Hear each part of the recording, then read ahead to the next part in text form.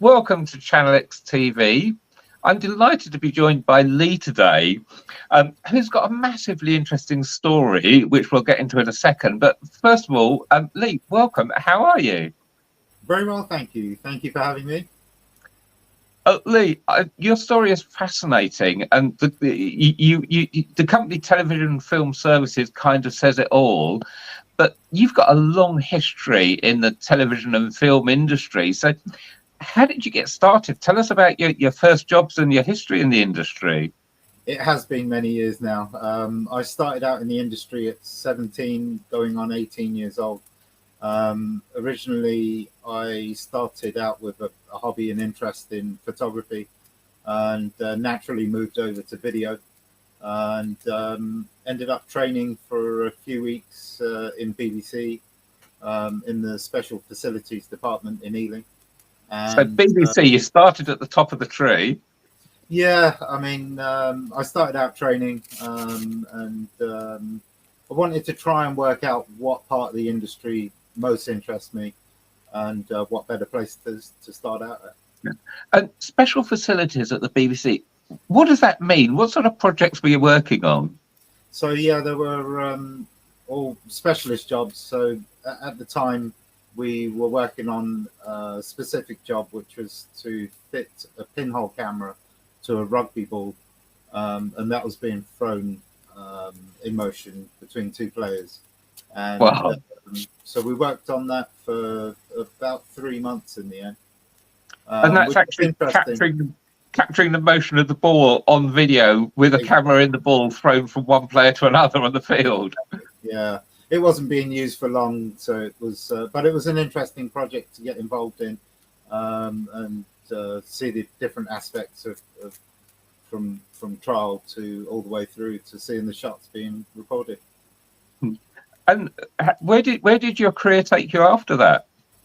Well, that got me into the video side of things. So on the side, I had a connection and started recording promotional videos for nightclubs.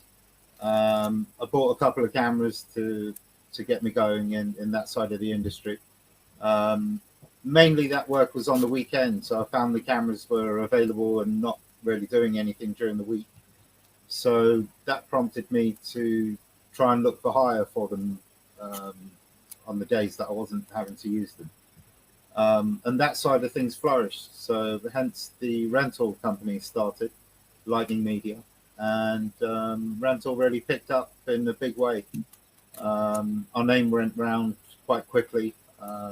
We were out to cut prices, and we were recognized very quickly, and were able to reinvest and grew quite quickly to start off with. And fast forward to today, then you got interested in the video side of production. What does Television Film Services and Lightning Media do today?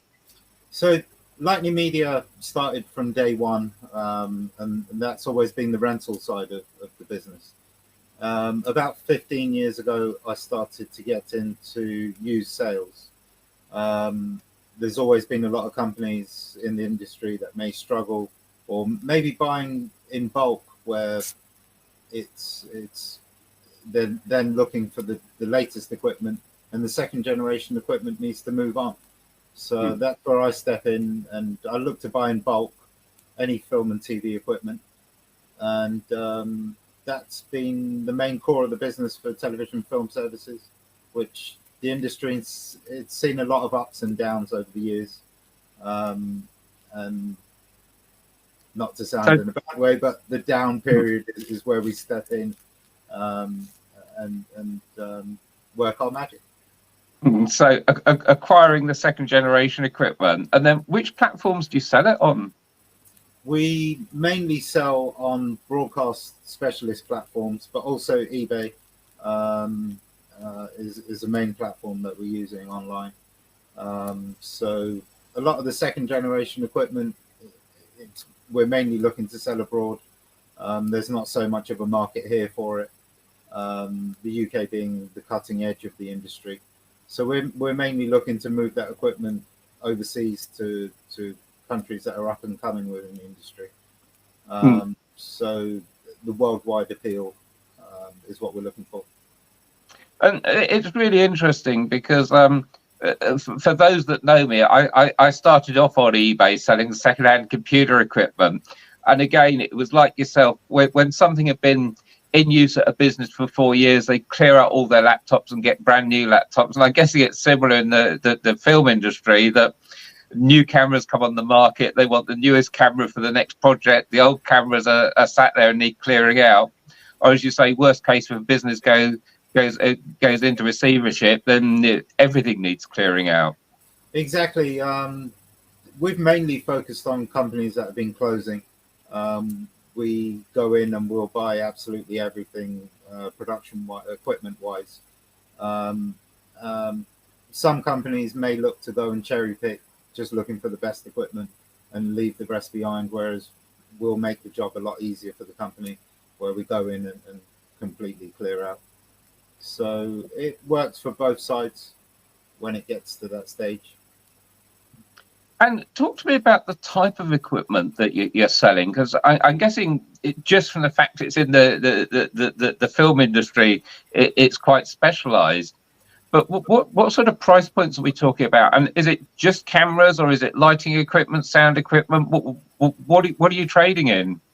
So because of the way that we go into companies that are closing, we would take on absolutely everything equipment-wise. So we could end up with cameras, lenses, dollies, jibs, cranes, monitors, any production equipment. We've seen, a whole range from weird and wonderful to the standard equipment that's used today. So we're not picky, and we know that there's a market out there somewhere. It's just about finding it. So we've got no problem in bringing it in equipment, whatever year, whatever age. So this is fascinating. And you say you sell on eBay as well as specialist sites, and I guess eBay is really good for the cross-border sales. What sort of countries are you selling to? I mean, is it Europe? Is it further afield? Is it the States? Where does these cameras and dollies and etc. end up? We sell all over the world. We make it easy for buyers, where we can palletize, we can box, we can ship worldwide. So we're not closed off to just selling to Europe or any one country. So worldwide. Now, I know you've worked with Webinterpret in the past, which must have been a massive help for your listing localization, translations, promoted listings, etc. When did you start working with Webinterpret, and what were your first impressions? So Webinterpret first got in touch with me about 2018. And I think I've been on board ever since. The relationship's grown as the company's grown, and the different services that they're offering. But mainly what attracted me to the company is the way that they translate and promote our listings worldwide. As I say, some of the equipment that we get in is not relevant for the industry over here. So we are looking to take that equipment further afield. So Webinterpret and they translate our listings and put it out to different EU and worldwide sites in their local language. So that helps. That's really been fruitful for us as well. I think we have about a 20% increase on international sales since we've joined up with Webinterpret.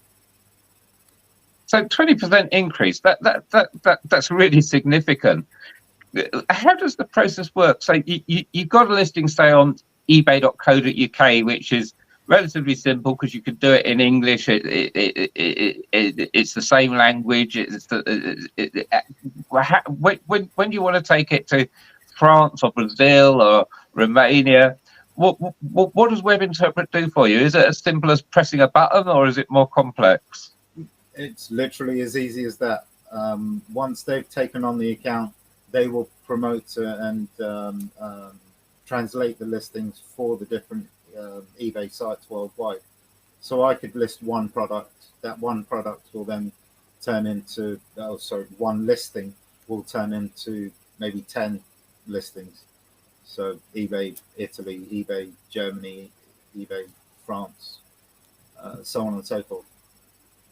And how does it work on the promoted listings side? Do you still have to manage that yourself, or does Webinterpret help with that as well?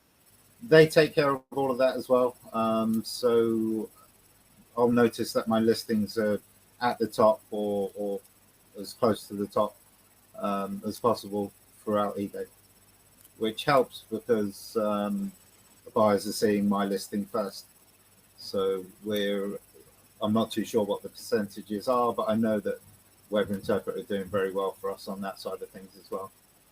Well, I have to say, a 20% uplift in sales since you started working from them, that kind of speaks for itself. Exactly, which is why I've been very susceptible to the different offers that they've come forward with, and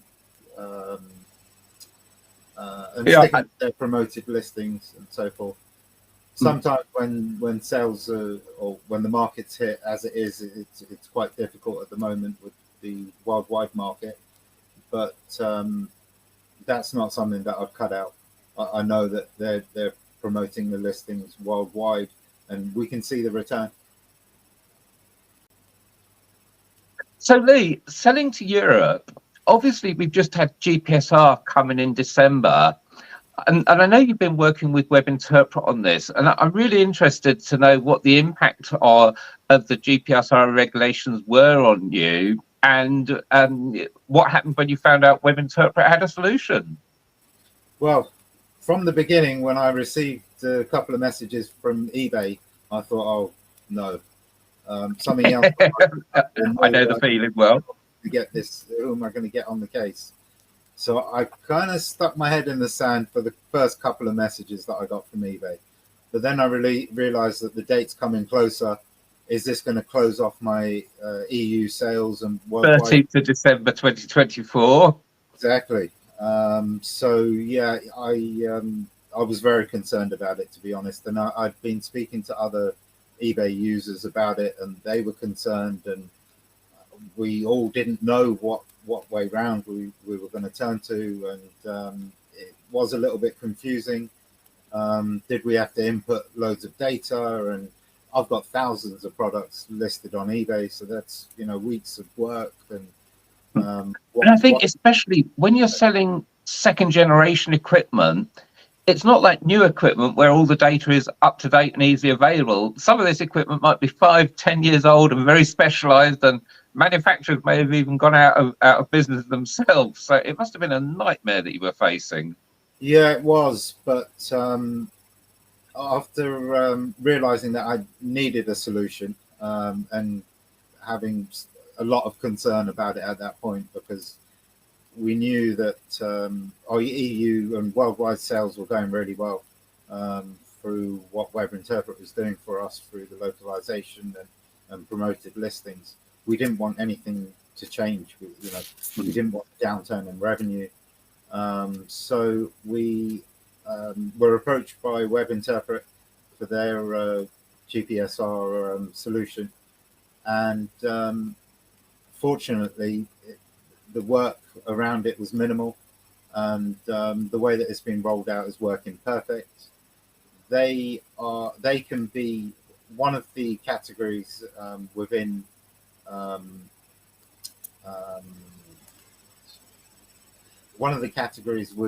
the GPSR options is you need to have an EU responsible person. Yeah, and I think that for a lot of people has been their biggest sticking point, because responsible people, they cost a lot if you've got to hire one individually, and if you're getting different products all the time, you've got to keep going back and getting them to improve the product again and again and again. Exactly. But fortunately, Webinterpret do act as the EU responsible contact. So that has taken a lot of stress away from all of the listings as well. So as part of the Webinterpret GPSR Compliance solution, they will also act as the responsible person for you. Exactly. Yes. I don't believe it's for all products, but the majority of products, they can act as the EU responsible person. That's amazing. And what is it? How do they help with GPSR data? Because I know there's loads of compliance information, like the basic level is the manufacturer name and then a safety certificate, but country of origin and all sorts of other things have to be put on. How do Webinterpret help with that with a GPSR compliance solution?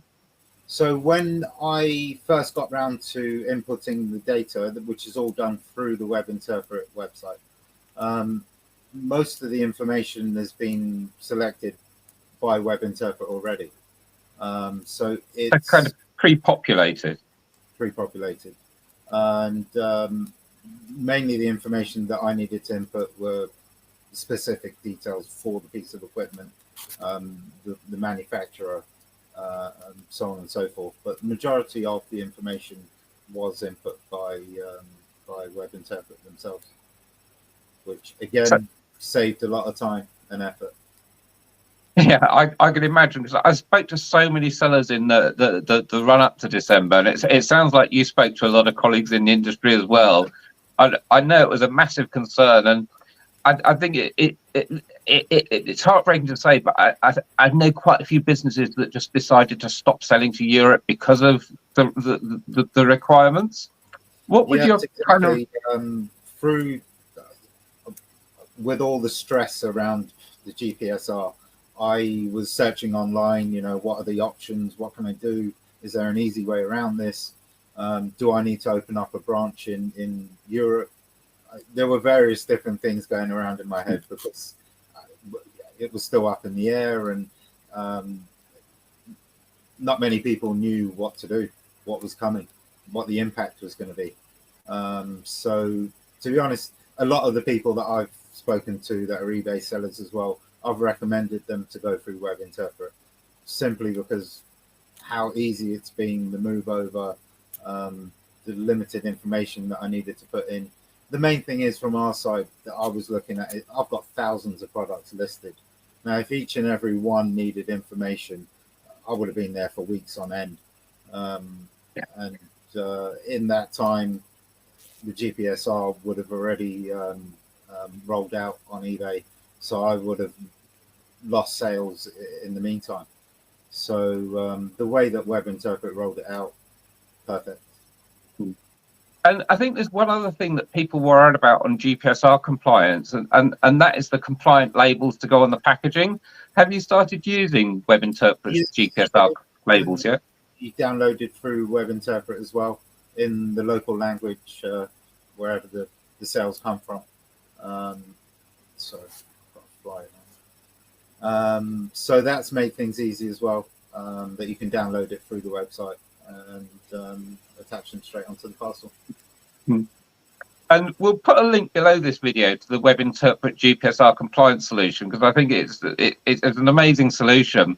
And I think one of the other real benefits of the solution is, even if you're selling on platforms that they don't support, they can still act as your responsible person in the EU for sales on other platforms as well, which I think is just an amazing service. It certainly is. I've only recently found out if you are selling on another platform, you can download the information, the GPSR information through Webinterpret and upload it to other platforms that you may be selling through, which is very handy. And again, saving time, saving effort.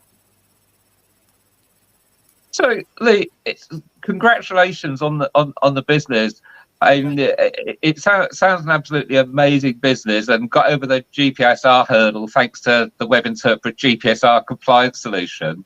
But I'm interested, what are your future plans at the moment? The world is going through strange economic times, challenging economic times. What are the plans for the business? It is certainly challenging times. So with the business, we just need to keep our ear to the ground because of the way that the industry and the world has moved. There will be companies closing, and there has been quite a few over the last couple of years now. It's progressively got worse over the last 12 months. So from our point of view, from television film services, there will be opportunity to buy equipment in bulk, and that's where we need to step in before it goes to auction or anyone else gets their hands on it.